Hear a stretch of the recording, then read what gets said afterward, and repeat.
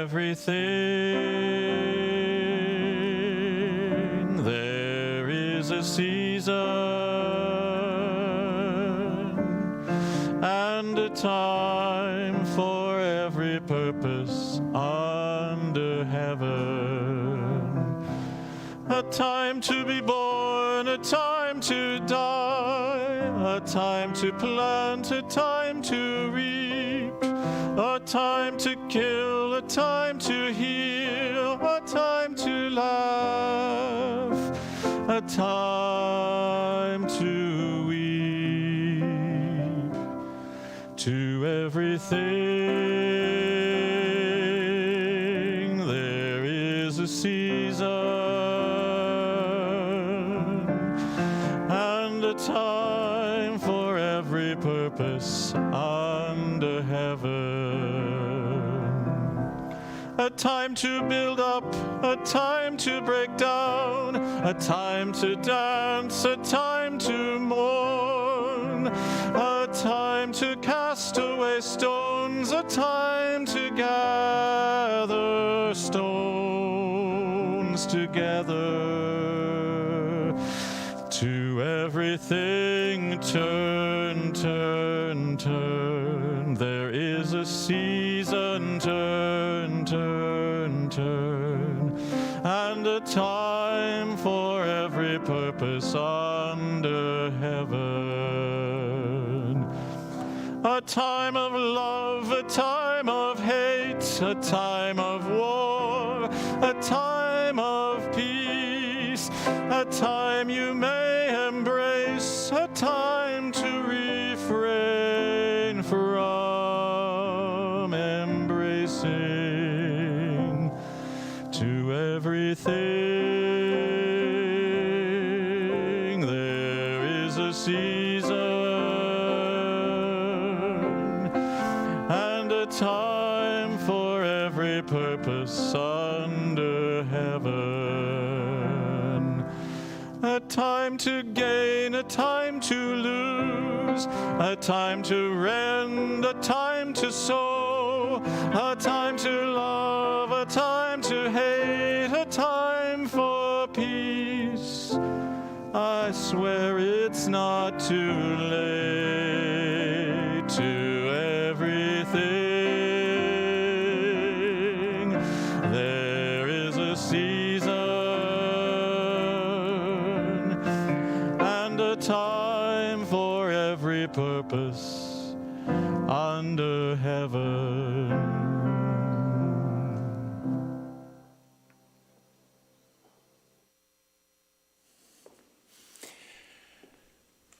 Good afternoon, everyone, and welcome to this place, to Highlands United Church, and to this time when we celebrate and give thanks for the life of Sandra Robertson. My name is Will Sparks, and it is a real honor to be gathered with you here today to give thanks in this way. Sandy became woven into the life of Highlands United Church and in the community that circulates around this place when she and Dawn moved down here with family in 1985 from Kamloops. And in a whole variety of ways, probably most significantly through the kitchen table group, she was herself in this space and in this community, which, as you all know, changes things, and did. So, for us together in this way, along with family and friends, both near and far, is a really important thing to do. It's a sacred thing in a sacred place, and it's good to acknowledge that people have gathered as sacred community on this sacred land for lots longer than our people have ever been here. So we acknowledge that we gather in this place on the traditional sacred territory of the Musqueam, Squamish, and Tsleil-Waututh nations, the Coast Salish peoples, unceded land, and a privilege to be here. To those of you who are gathering virtually, I'm so glad that you could be here. We are so glad that you could be here in that way as well. I know it is hard to be at a distance in a time of mourning. However, just know that the dizzying mix of grief and gratitude that you feel is shared amply in this place and translates across the distance. So whether you are a longtime high school friend of Sandy's gathering with other friends in Washington or a friend or family in Kamloops or California, we do sense that you are here, and hopefully you sense that we are with you. And that's why we're here, is to place a mark in the flow of time that represents the significance of the life of Sandy Robertson. There is no one like her. And it's really important that we honor that. And to her, I am quite convinced that the sheer number of times that her name will be mentioned and the sheer power of focus on her, well, I think it's probably cringeworthy for her, given who she was. And so, Sandy, I'm sorry, this is just something we got to do. It just is, because it's so very important. Sorry for all the fuss. Sandy was light. And I believe that light was kindled by God. We light the Christ candle in this place, something she very much knew all about. And it represents that divine light that is kindled in every person, that light of peace, deep peace, the light of love, the light of integrity, the light of justice that is there inside of every person. And we light it as a way of letting it shine and reminding us that it is in us as well. And it burned brightly, strongly in Sandy. And so I invite Adam, Sandy's grandson, to come forward and light a candle specifically for her.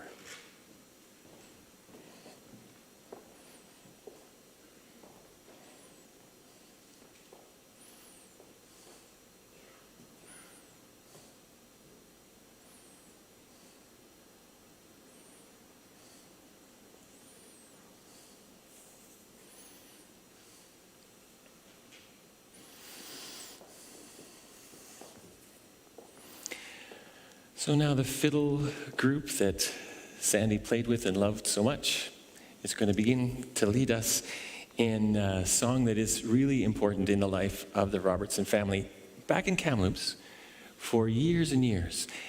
Early in the morning, before the sun rose on Easter morning, Don and Sandy and family and community, as many as 90 of them, would gather up on a hillside in Kamloops, looking across the valley, across those dry hills and that river that runs through it all.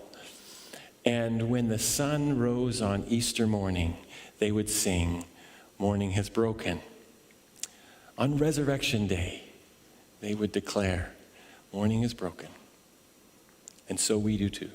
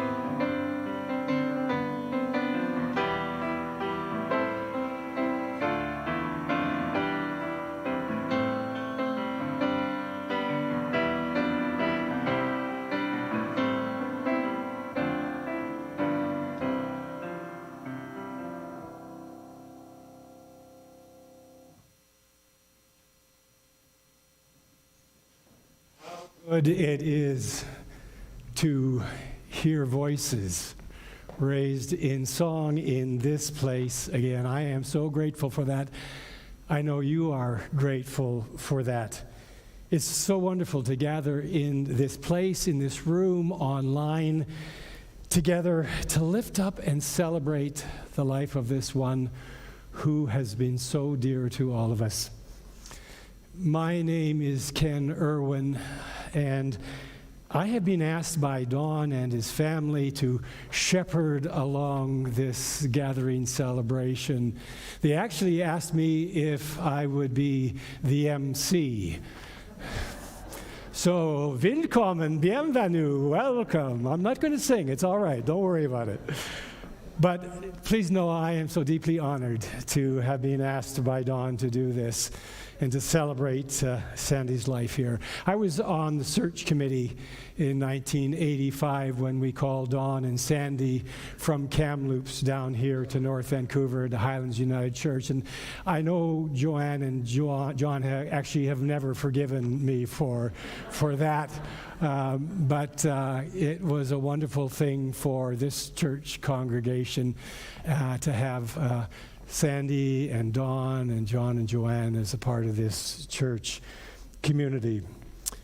We bring many different feelings to this place and this time together.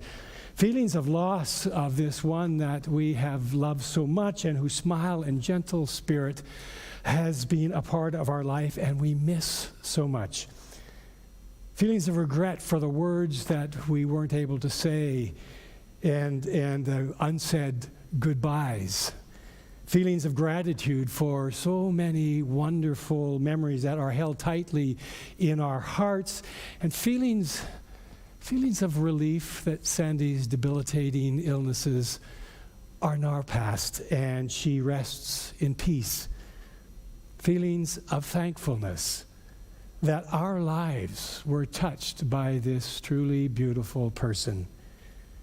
We hold tightly all of these feelings and acknowledge that they each are legitimate.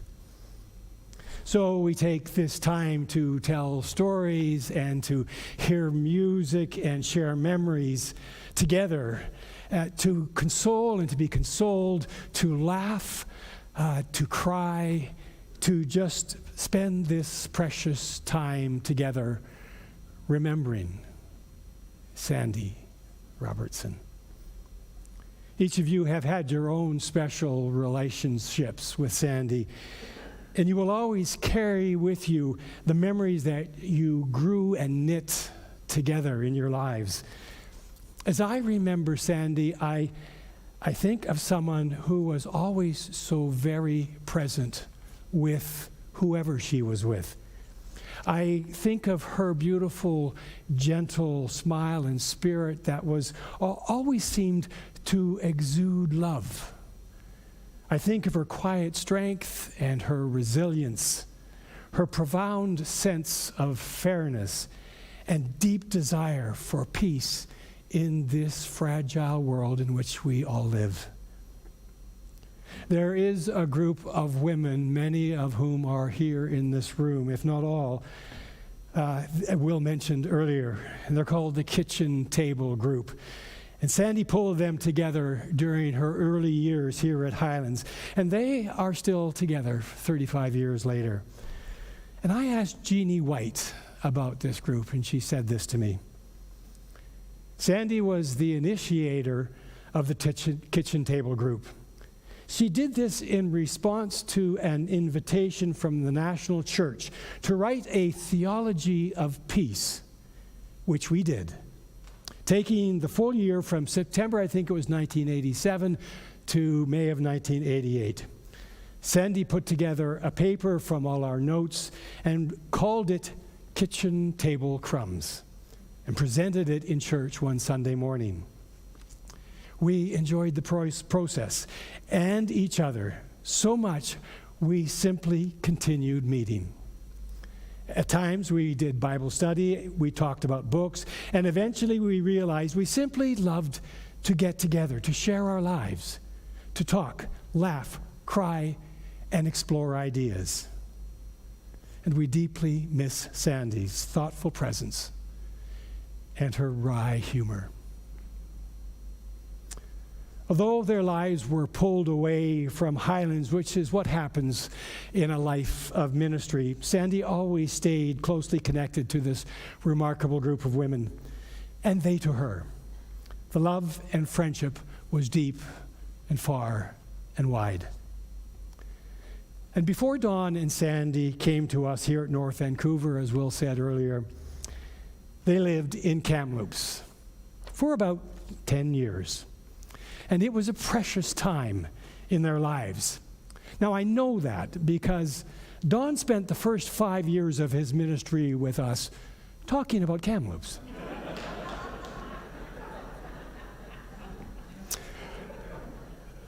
But there they made many lifelong friends.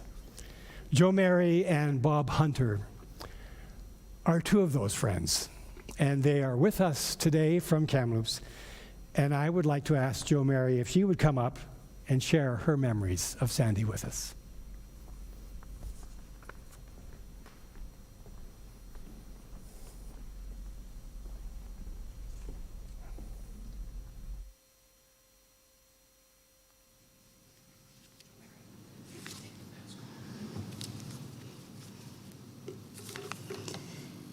How does a friendship blossom? With laughter, smiles, heartfelt talks, memories, hugs, and sunny walks, a common faith, an ear to lend, all these make a long-time friend. Sandy and I have been friends for 46 years. Today I'm going to share just a few special memories of Sandy. But today I started my day by going to Edgemont Village, because that was a hangout that Sandy and I used to have. I went into some of her favorite stores, my favorite stores, had a coffee, thought about Sandy, as I often think about her each day. For you that just learned that we were next door neighbors in Kamloops before they moved to the coast, our properties backed onto Peterson Creek Park, which is a large park with many, many wonderful trees and many paths. One day, Sandy was walking in Peterson Creek Park, and she heard the song, The Happy Wanderer. And she saw this man, this older bachelor called Frank Collins. Frank Collins. He moved from Montreal. He was starting to care and improve the paths in the park. When Bob and I met him, he asked if he could store his shovels and picks under our play deck, and we said, yes, of course. So a friendship began, and he used to stop for tea at the Robertsons or at our place. When he sat on the couch in our kitchen, we knew that he had arrived, because it was like eau de creosote. And you'll know why, because he used to build a little restery up the other side of the creek. And one day he asked me if Sandy and I would help him carry his lumber up to this restery. I said, oh, sure, yeah, we'll help. Well, Sandy was a little bit ticked off because we had to climb over a stile and over barbed wire and go up this hill. Never mind, one true test of our friendship. When Frank was unable to cook his own meal, Sandy and I decided we would cook 30 TV dinners one day a month and prepare them and keep them in our freezers. We were doing that. One day when we finished preparing that 30 dinners, a phone call came to say that the health unit had a place for Frank to go and live. I just went flop on the floor, lay down like a dead bug. But our families did have those TV dinners for a month. When Frank died, Sandy with his cousin Alice from Barrie, Ontario, and myself, we created the most beautiful spray of greenery from the park for his casket. He was a friend to all our children, and they participated in the funeral at St. Paul's Cathedral. Some family stories. Our families have always been so connected.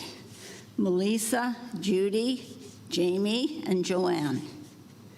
Jamie and John. Jamie, Joanne, and John. I think Jamie and John, paper route. Who ran after the blowing pile of newspapers? Who reminded and helped them with the collection? Sandy, of course. Jamie and John remained connected after they moved when they worked at Lac Lejeune and a painting business in West Vancouver. The painting business in West Vancouver, Sandy had to worry about them climbing up, I think, the highest ladders on the universe to hang over to paint these houses. While in Kamloops, one of them sighted Leonard Cohen downtown at the laundromat. So he phoned the other one, and they had their picture taken with Leonard and were introduced to some of his band members. Joanne moved back to Kamloops in grade 12 and lived with us so she could graduate with her friends. What a wonderful gift that was for our family. In the fall, Sandy and I used to spend 2 days creating 24 apple pies for our freezer. We loved our Father's Day dinners with my dad, Don, and Bob. Summer fun, 13 years at Mission Beach at Sandy's mother's place, often with Jamie and John arriving for a visit. There were crab traps, crab feeds, beach fun, grazing parties, Saturday church services in a little St. Anne's church with our friend, Father Tom. I could go on and on. After Don and Sandy moved to the coast, each year, usually in the fall or the early part of December, we would holiday with them. There were too many places to mention now, but they were always super fun. At one time in our lives, Sandy and two neighbors, Donna and Mary, would meet each morning to walk around the blocks close to our home. One time when our family went to Disneyland, I decided to buy Minnie Mouse ears for our walks. I expect that you have figured out the end of the story. They absolutely refused to wear them. I was disappointed, but realized I was probably the only little kid. In September this year, we had the most special fun visit in our home with Don and Sandy. They arrived with their usual thoughtful gifts: homemade Robertson's chili sauce, a tea towel with fall colors, and candles, and of course, wine.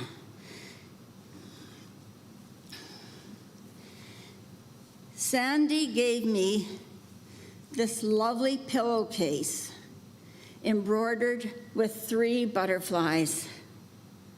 I can tell you it's been absorbing my tears and given me comfort to know that Sandy sewed this for me in love. Tears are the jewels of remembrance, sad but glistening with the beauty of the past.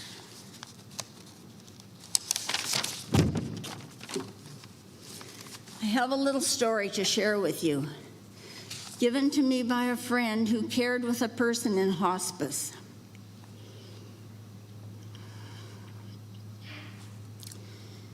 I always think this could apply to anyone. anyone we love who has died. Mama and I lived in each other's pockets for over 50 years. At first, I thought I could fill that hole in my pocket, but now I know it will always be there. I just have to use the other pocket and cherish the one with the hole. My heart has broken, but I have to tell you that all my memories of Sandy have not escaped. They will be there forever.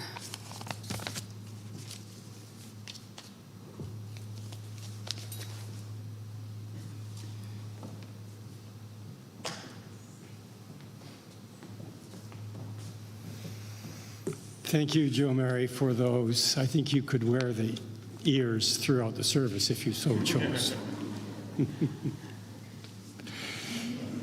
So now let's hear a couple of tunes that were favorites of Sandy's and ones that she so enjoyed playing. They're called Jacqueline's Waltz and the Ashokan Farewell.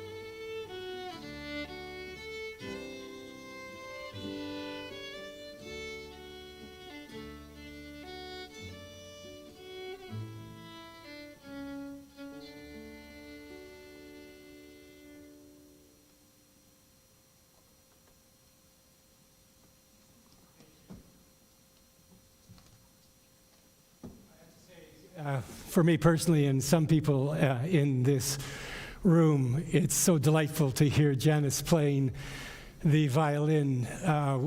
In 2018, we produced and performed Fiddler on the Roof in this sanctuary, and we needed a fiddler. And so Jill, who was one of our directors and producers, walked down the hall to a rehearsal going on in 201 and said, "We need a fiddler for our production of Fiddler on the Roof." And that became Janice. So thank you, all three of you, for sharing your music today. All those tunes that Sandy loved so much. Janet Wright on the string bass, and Janice on the violin, and her husband, Kevin Hamilton, on the guitar. And they are part of the Vancouver Fiddle Orchestra, who provide live music for the Scottish dance community here in the Lower Mainland. I think you've been doing that since 1990. They rehearse here, as I said, at Highlands, and Sandy was a beloved member of the orchestra for probably 20 years. This girl of Scandinavian heritage took up the violin in her early years, her teenage years, and throughout her life, she loved fiddling. Can I say that? And then later in life, she loved playing Scottish tunes, which might be a product of joining the Robertson clan so many years ago. And this group was an important part of her life. She was also a much appreciated member of the orchestra executive during that time as well. As Janice and Janet told me, not only did Sandy bring her very fine fiddling skills to the group, she also shared her calm and kind nature and her upbeat and positive energy. Something that we have all experienced with Sandy. So we will hear more from them in a little while. But now I'd like to ask Joanne if she would come up and share some memories of her mom.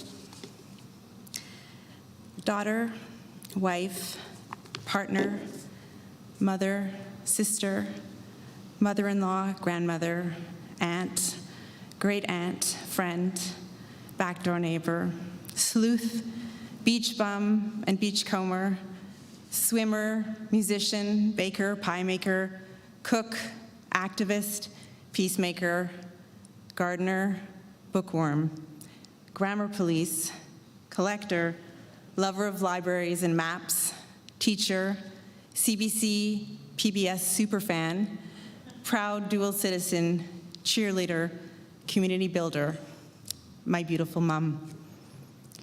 Sandy grew up in Everett, a small town on the water in Washington State. Her parents were Bill and Florence Severson, who we loved so dearly. She had a sister, Christine, who lived most of her life in San Francisco, and whom Mom loved to visit with Dad. Christine sadly passed away in January. My mom often said that she and Chris were like an institution, Chris and Sandy. We're thinking about Chris today and holding her in our thoughts. My mom used to love to tell us about her big old house growing up on Hoyt Avenue in Everett, about the big wooden stairwell that had doors that shut at the top and at the bottom, how her mom would play the piano downstairs, and how when her uncle and his family would come up for Christmas, all the cousins would go to the movies on Christmas Day. And she would tell the story of how she made her dad drop her off a block away from her nearby high school for the school dance.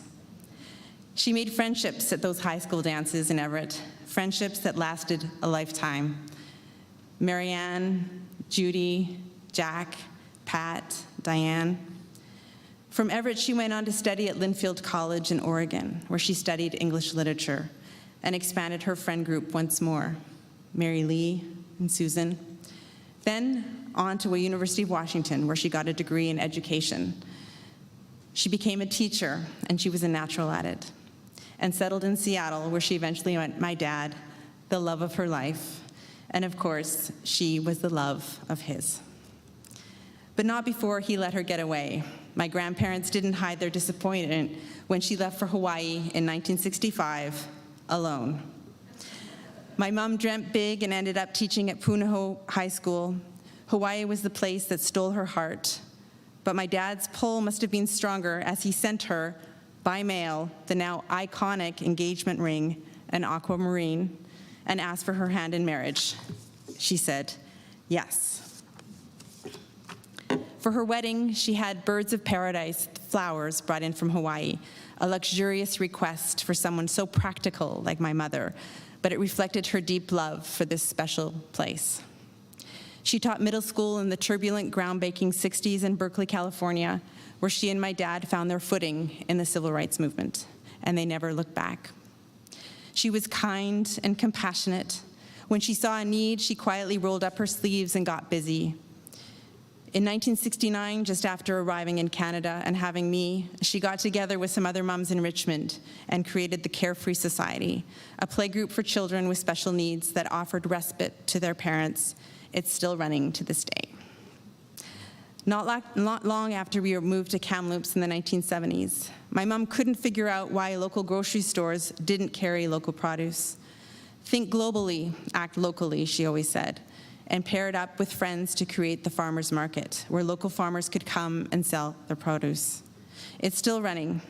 And as my sister-in-law reminded me the other day, to this day, we would never dare buy anything but local fruits and vegetables, no matter what the season, in which has proven very tricky in Montreal and has made for a very packed freezer, as my kids will attest. After we moved to Vancouver in 1985, Mom and a small group of friends responded to a call from the National Church for Women to meet around the kitchen table to discuss peace. But the group continued beyond that initial mandate and slowly transformed into a close-knit group of friends who have met almost every week since then, supporting each other through life changes, discussing social issues, and connecting in a way that only women can around a kitchen table. Over the years, Sandy honed her work as an activist, from being a part of a group that sponsored refugees, to tackling acid rain, to writing letters for Project Plowshares, and working for justice with the Christian Task Force on Central America. I remember the legendary Christian Task Force parties where human rights work was suddenly synonymous with food, song, and dance downstairs in our living room. A community that gathered to make the world a better place, a world rooted in love and justice and music and song. Sandy loved the ocean. Every summer she would bring us to her happy place, Mission Beach on the coast of Washington State, where she had grown up in the summers and where her parents eventually settled full time. Her happy place became my dad's happy place, most times, and it soon became mine and my brother's and my cousin Rob's, and that of our friends and extended family, and this love of Mission Beach has reached down to her grandchildren. Mom's childhood friend Marcia wrote a note to us this week with some memories from Mission Beach. She remembered how she and my mom would no longer wanted to get up early to go crabbing in the morning. And she said, the boys would go and our job was to build a fire on the beach and have the boiling pot ready when they returned.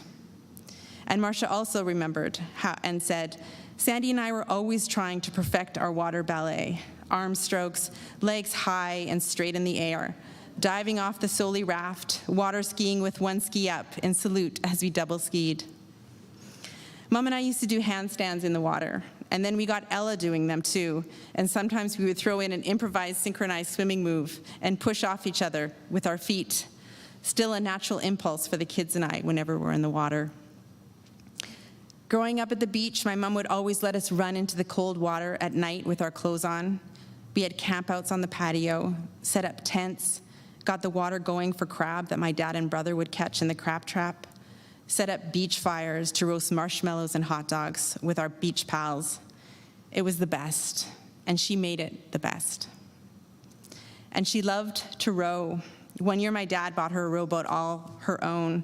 Nothing fancy, it was just her and her rowboat, and she loved it. It was so her, out in the bay, quietly rowing along in her skiff. Even after my grandmother died and we sold the house, Sandy's love of the ocean never ceased. I think it only grew deeper. Dundrave, Ambleside, Hopkins, Whidbey Island, San Francisco, Cuba, Venezuela, the Maritimes. She loved to beachcomb, picking up shells and rocks and pieces of driftwood at whatever beach she found herself at, looking for crabs under the rocks with the kids and a bucket in hand, and almost always going into the water for a dip.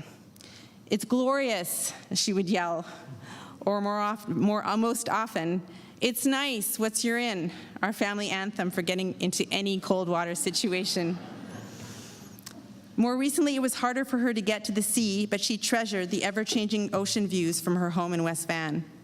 A couple of years ago, she downloaded an app on her phone so she could track and identify the different tankers and ships in the bay in front of the house. She would watch tiny tugboats pulling gigantic freighters across the inlet, bunches of small sailboats filled with kids learning to sail. And she loved to sit and watch the ocean from the balcony as its colors and movements changed throughout the day. Sandy had a great sense of humor and found so much humor in life's absurdity, in the characters she'd meet, the quirky situations she'd find herself in. There it was, a funny comment, a joke, always laughter. And sometimes she laughed so hard, she cried. Recently, she remembered how often she would get into the giggles with her sister and their mother. They would laugh until it hurt, she said. She loved to go out for dinner, getting dressed up with her beautiful jewelry and lipstick, always lipstick, even when just going to meet friends for coffee and treats down the street at the bakehouse. And she loved hosting friends and family in her home, birthday parties, dinners, holidays, coffee, church meetings. It was endless, and she did it all with so much love and creativity. Some of you will remember being wrangled into helping to make ice cream with her homemade ice cream maker, where all the guests always had to take a dreaded turn, churning the ice cream into solid form. It always took so long, but her peppermint ice cream was truly the best reward. In Kamloops, as Will was mentioning, our family hosted an Easter sunrise service where members of the congregation would gather at the crack of dawn and walk to the bluff near our home where my dad would do the service. Afterwards, everyone would come back to the house for a huge Easter breakfast hosted by my mother with the help of other committed members of the church. That was Sandy. Countless dinners and wild trips to Europe with the carpool, educational journeys to Latin America with the church, lazy days at Hopkins, fun-packed road trips with the kids and I, trips up the BC coast and even to Norway with the Burrows, weekend getaways with Joe, Mary, and Bob, Ella's quinceañera in Cuba, and even a recent trip to Tofino with my dad, my brother, and Gian. Sandy was always up for adventures, big and small. Sandy was also a musician. In high school, she learned to play the violin, a hobby that later in life turned into a passion for the fiddle. She played the violin in the Ambleside Orchestra and then the fiddle with the Vancouver Fiddle Orchestra, and more recently with a smaller group, even continuing to play over Zoom. We're so honored to have some of the members of her fiddle band here playing today. Thank you. She supported John and I always. Early mornings on my brother's paper route, homework, making cinnamon toast for those moments, Cubs, explorers, making Halloween costumes, ballet outfits, washing John's football gear, helping us navigate relationships, troubleshooting life, weighing in, being present, listening. My mom was also my father's biggest, most loving supporter, and they made an excellent team. And through the years, as he said, she cut her own path. Hers was the home that was always warm and welcoming. There was always something on the stove or baking in the oven or a craft or project happening. Always a story, always something going on. She canned peaches and made applesauce. She froze dozens of apple pies every year with Joe Mary, her backdoor neighbor. She was determined to make the chili sauce that my dad's mother, Jessie, used to make. And of course, it was delicious, and my dad loved it. And as a testament to her determination amidst poor health, she made a batch only just a month ago. She loved to bake, especially Swedish cookies like spritz and krumkaka that my grandmother used to make. And of course, her famous orange muffins. She had a genuine interest in people and in their stories. We all felt heard by my mother. She was curious and loved to learn new things, new facts, new concepts. She loved maps. I remember us crossing Canada in our little blue Toyota Corolla in 1982, her in the front seat with the Canada Book of the Road in her lap, pointing out the routes, places to stop and see. She loved cedar and learning about trees, and recently gave my father a book called The Hidden Life of Trees, and in it, she wrote a dedication in which she named all of the trees that had graced their homes together. The lemon tree in Berkeley, the huge ponderosa pines in Kamloops, the spruce, the cedar, and Douglas firs that dotted their neighborhood in North Vancouver. And more recently, my father would take her to sit at the base of a beautiful hemlock tree that stands amidst the cedars and pines near their home in West Van. She was fascinated by the hidden lives of trees and the wisdom that they held. I think one of Sandy's most beautiful legacies are her family and friends.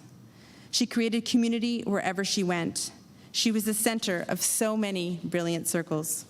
From her Everett High School gang to Linfield College in Hawaii, to California, Vancouver and Kamloops, to Montauk and New York and Massachusetts, then all the way to France, Montreal and Cuba and Korea and beyond. Her connections were like one giant map that spanned across the globe. She considered herself an introvert, and she was, but as a good friend said recently, she loved so fiercely. Her world, her family, her friends, and her children's friends, and even her grandchildren's friends. She was right in there, ready for the adventure, the conversation, the laughs, and the meaningful connections that friendship and extended family bring. She loved her daughter-in-law, Gian, appreciated her kindness, thoughtfulness, and her warmth. They shared a love of food and recipes and a keen sense of humor. She loved her grandchildren so much, Ella and Adam. They changed her world. When Ella was born, my parents were planning to drive all the way across the country to be there for Ella's birth. When Ella arrived 3 weeks early, they still kept their plans and, determined as ever, jumped in the car and made it out to greet their first grandchild.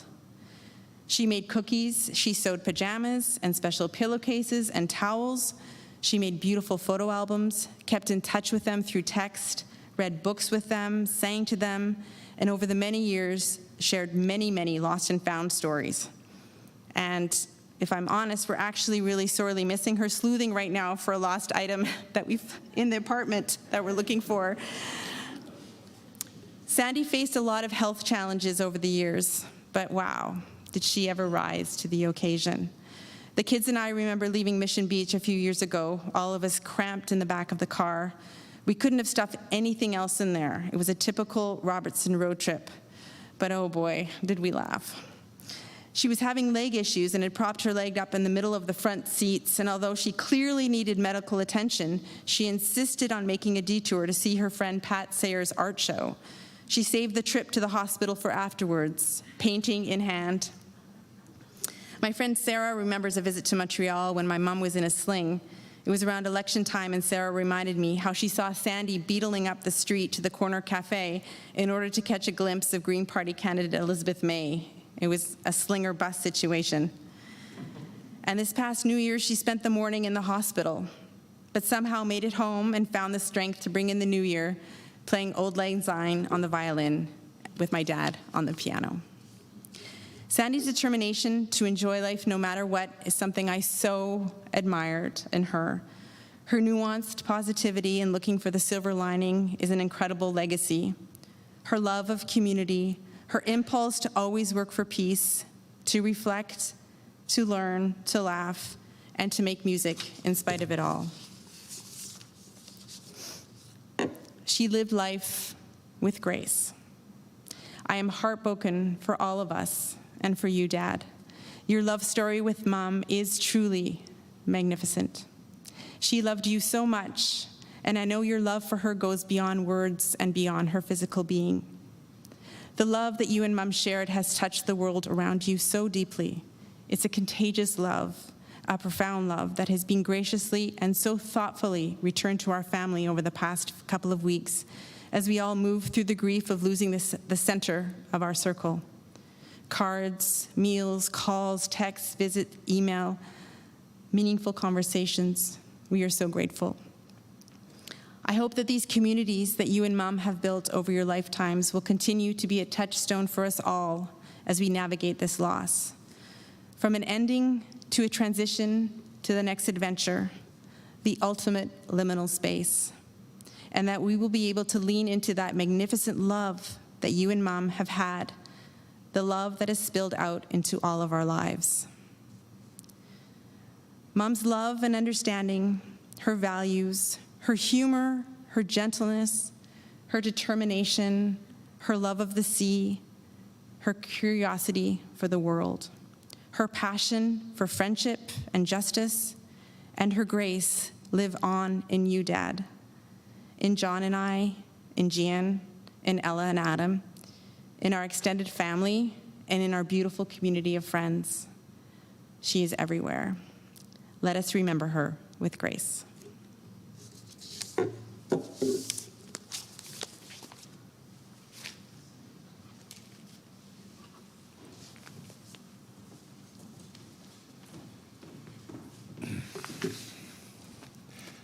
Thank you, Joanne. Wow.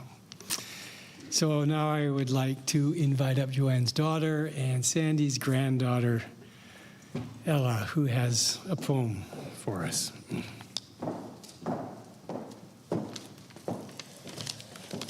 All right. This was a poem that was sent to us that I think resonated with everyone. It's by John O'Donohue. Though we need to weep your loss, you dwell in that safe space in our hearts, where no storm, no night, or pain can reach you. Your love was like the dawn, brightening over our lives, awakening beneath the dark, a further adventure of color. The sound of your voice found for us a new music that brightened everything. Whatever you unfolded in your gaze quickened in the joy of its being. You placed smiles like flowers on the altar of the heart. Your mind always sparkled with the wonder at things.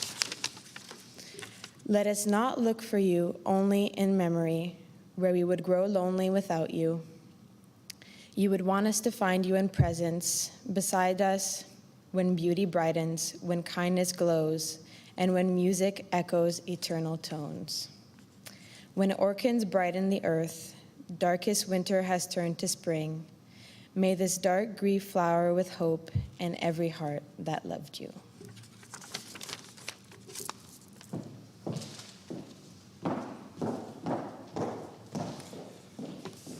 Thanks, Ella. That was lovely. So Joanne has spent a lot of time in the last few days combing through pictures and with the help of Colin Parker has put together a video that is a tribute to her mom and to her dad and to all your family. And they've set it to this beautiful song by Joni Mitchell called Cactus. So let's watch that now.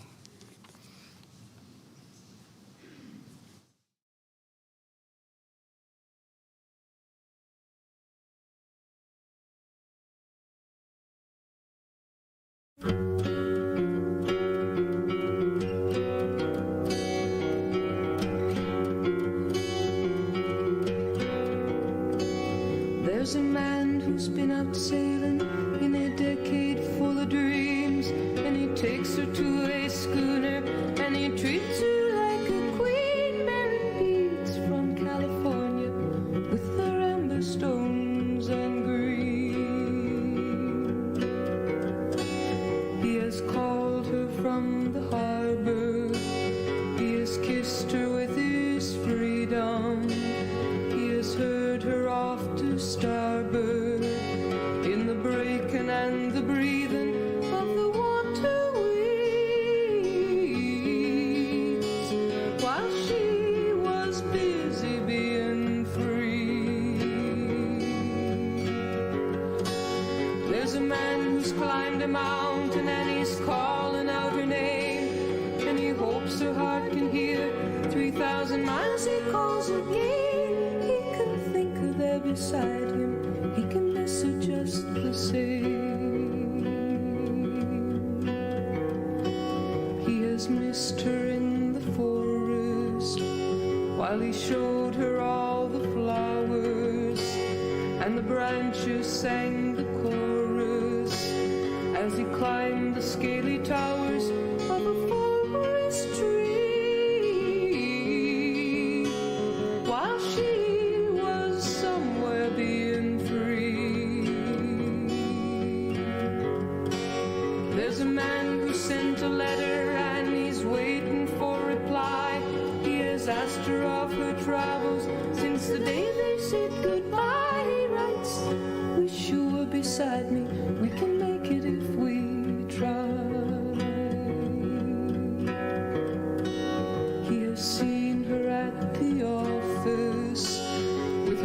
name on all his papers. Through the sharing of the prophets, he will find it hard to shake her from his memory. And she's so busy being free. There's a lady in the city, and she thinks she loves them all. There's the one who's thinking of her.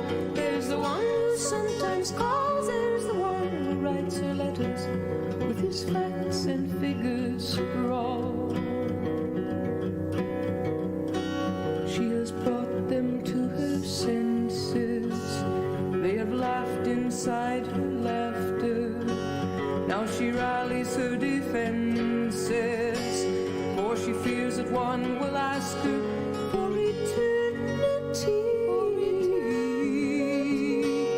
And she's so busy being free. There's a man who sends her medals. He's bleeding from the war. There's a joker and a jester and a man who owns a store. There's a drummer and a dreamer, and you know there may be more. She will love them when she sees them. They will lose her if they follow, and she only means to please them. And her heart is full and hollow like a cactus tree, while she's so busy being free. Like a cactus tree.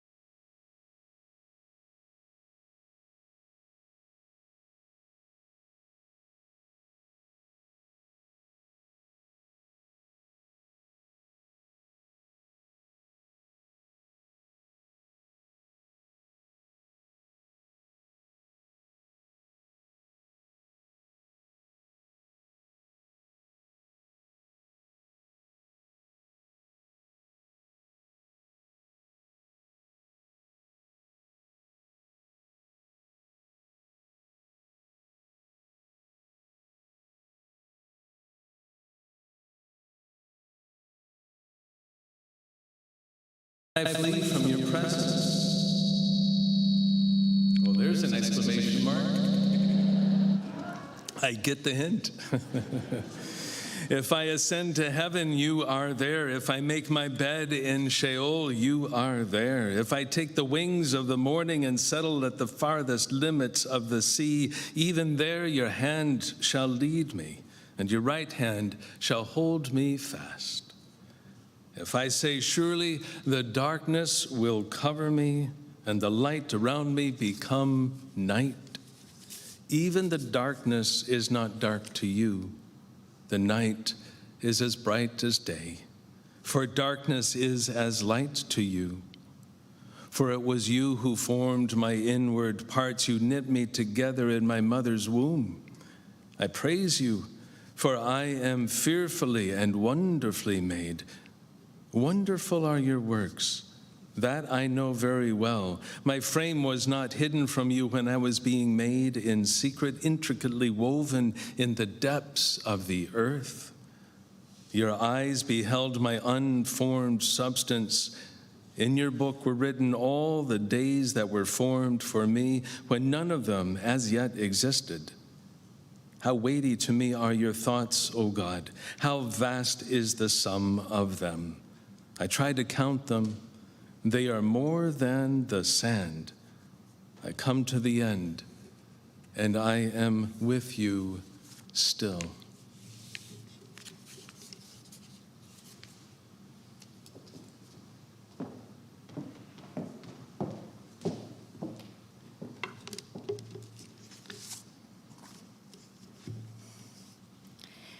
The first thing that Joanne, John, and Gian said about the way they'd like to remember their mum today was that whatever event took place, it should take place in a circle.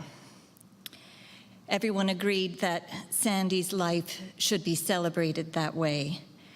We could all see her in our mind's eye across the table from us, in one circle or another, a circle of friends, a circle of family, a circle of task group or prayer group or fiddle group.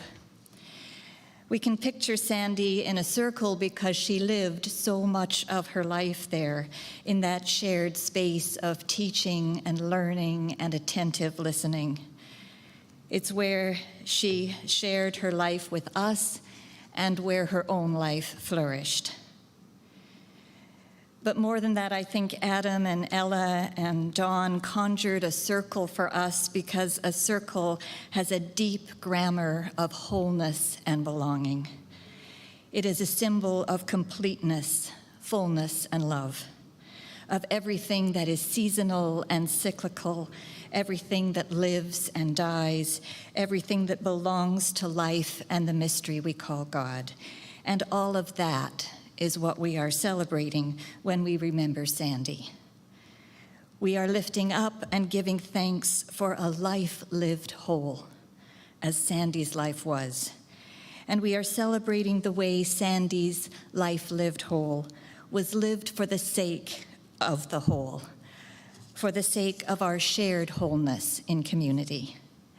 And in this way, her life is so much bigger than her days and spills into our own lives, making her memory a life-giving presence. So in her spirit, we are making an imagined circle here, spacious enough to hold all our grief and all our gratitude, a space for mourning and dancing, for weeping and laughter. And we all know her well enough not to place Sandy herself at the center of this circle where she would not want to be. So instead, we place in the center this day and the whole of life to which it belongs. We place the gift of being together at last. We place our love and care for one another. And we place, too, the reality of sorrow, which Sandy, like each of us, knew, and like Don and his family know most acutely today. We place at the center of this circle we have created the strange and disorienting experience of bringing someone close in order to say goodbye. The circle is also a symbol of protection, a reminder that love is never diminished in loss.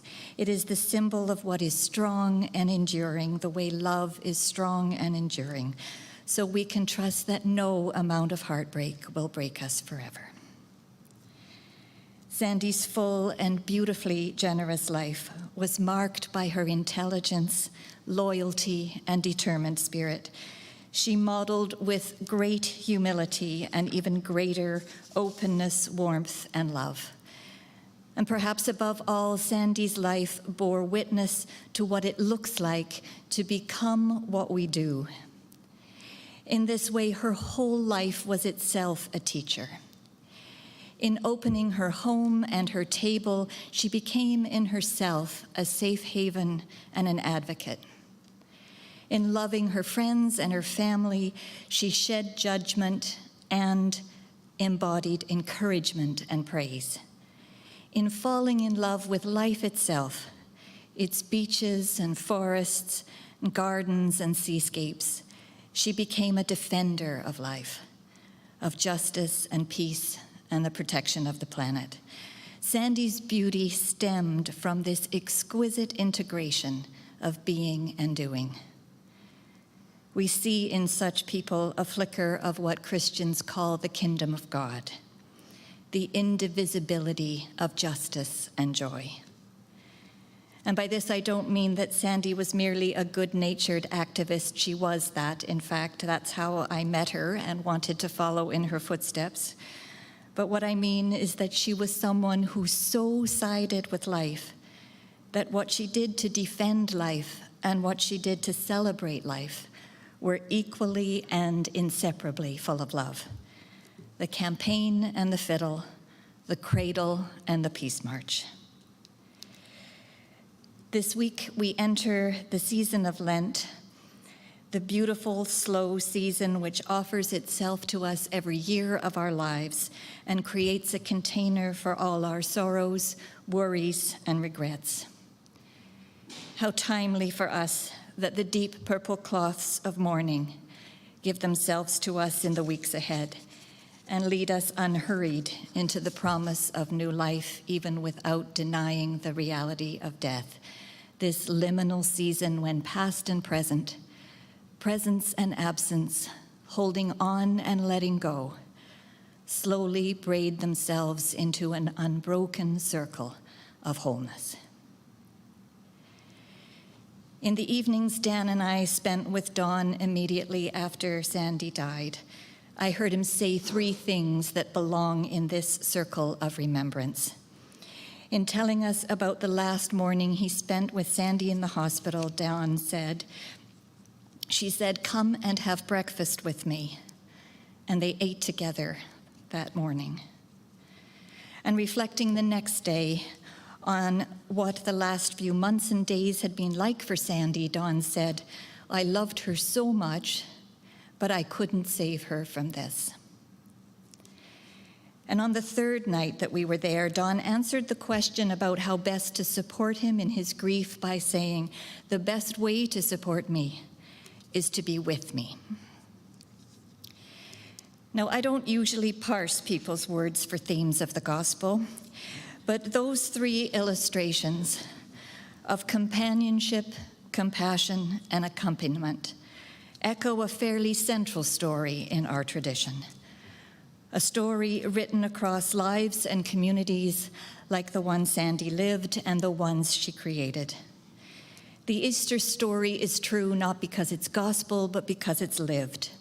It is true that love, particularly divine love, has everything to do with who eats with whom.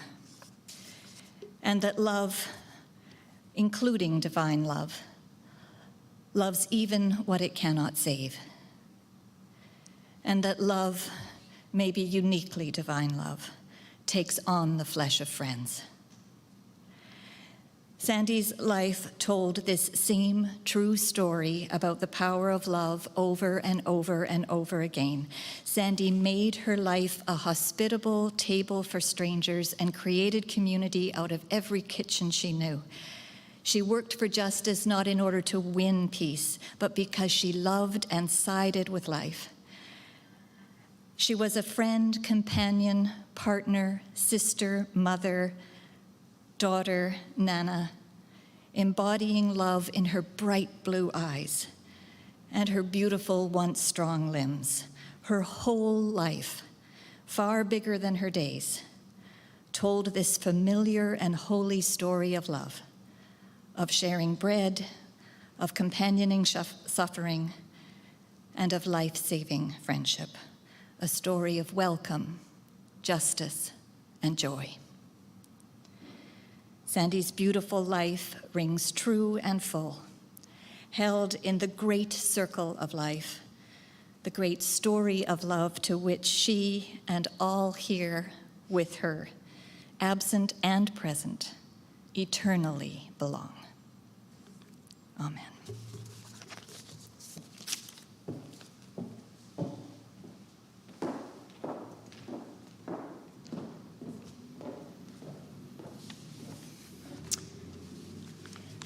As we just settle into the circle of those profound and beautiful words, let's listen to some beautiful music in Ishir.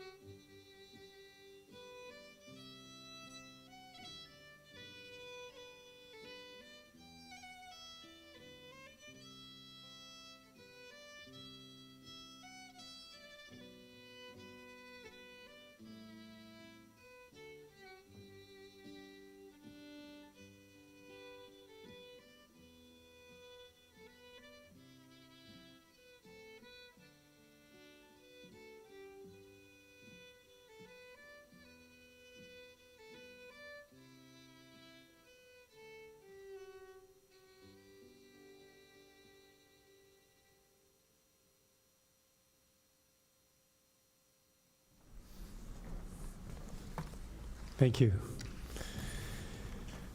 Earlier this week, Janet and I were over at Dawn's to talk about today's service, and Joanne showed us a beautiful card that Sandy had given to Dawn one Easter, I think.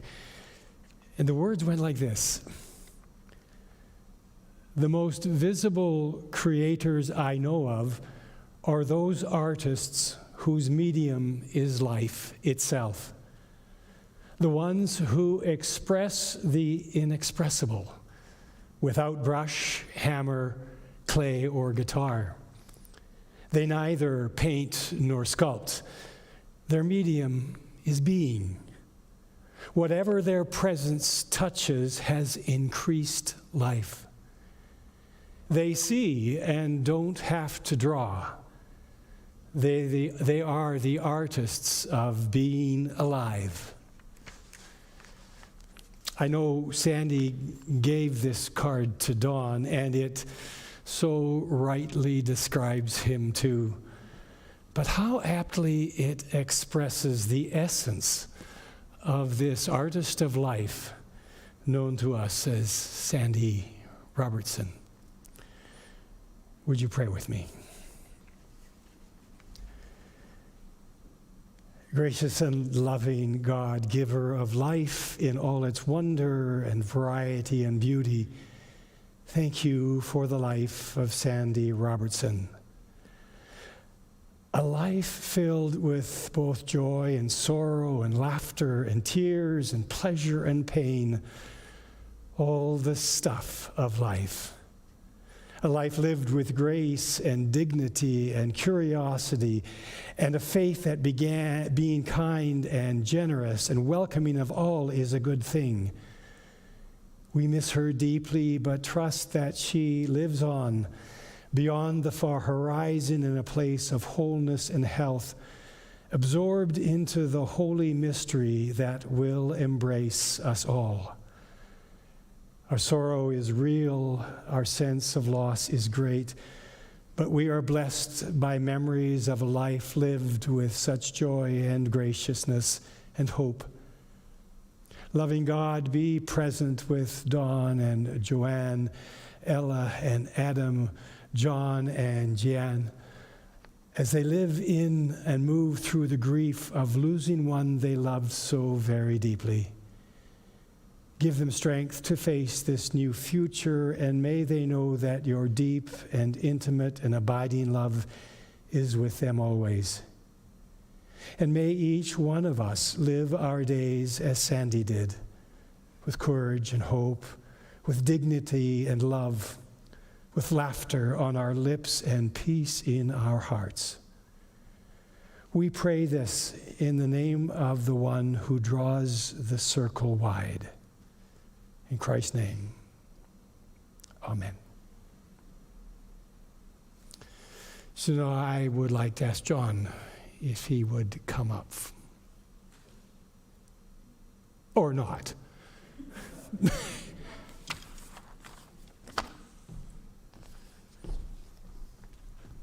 I was told you were going to be saying a thank you of some sort. So just say thank you. Yes.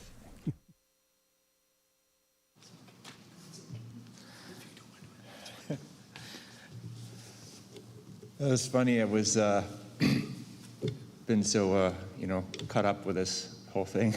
I completely forgot why I'm being called up. Really? Like, oh my gosh, what was it? Oh yeah, right. No, but I do fully recall it now, so it's all good. But yeah, I wanted to say thank you to everyone who has come here from near, from afar, and who couldn't come but are watching virtually or will watch it. Really, really appreciate it so much, so very much, especially on behalf of my family and my mom. So thank you very much. Thank you for coming.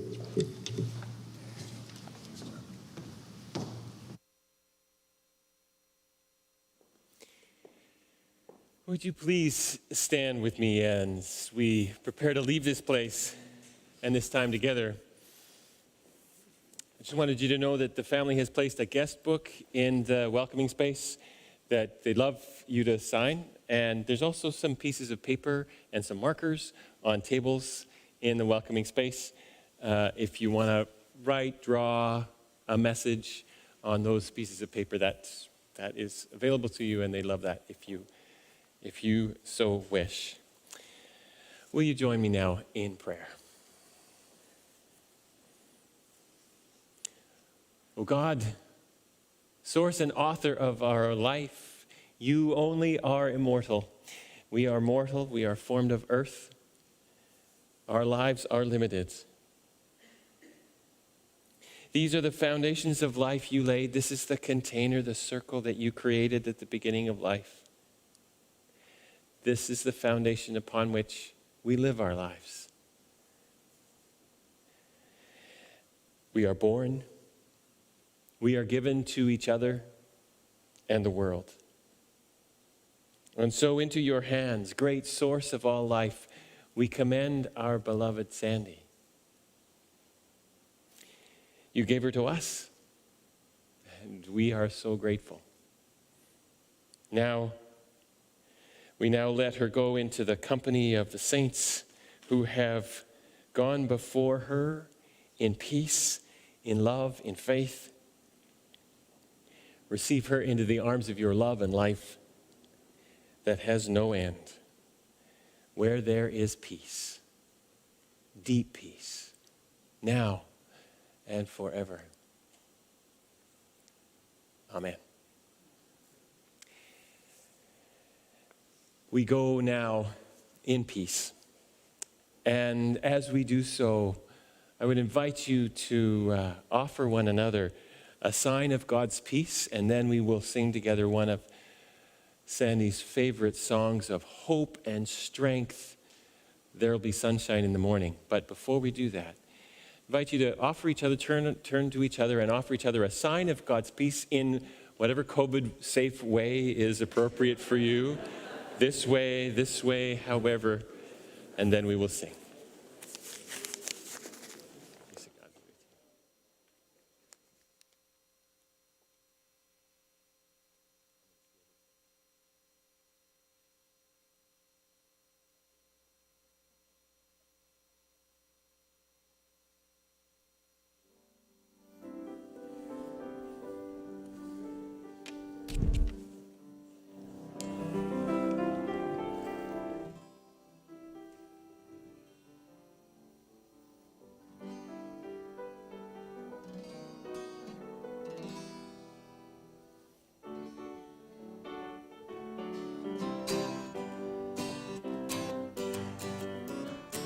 There'll be sunshine in the morning.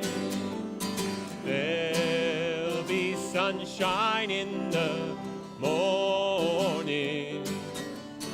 There'll be sunshine in the morning. Sunshine in the morning, one of these days. Freedom will come to all our brothers. Freedom will come to all our sisters. Freedom will come to all God's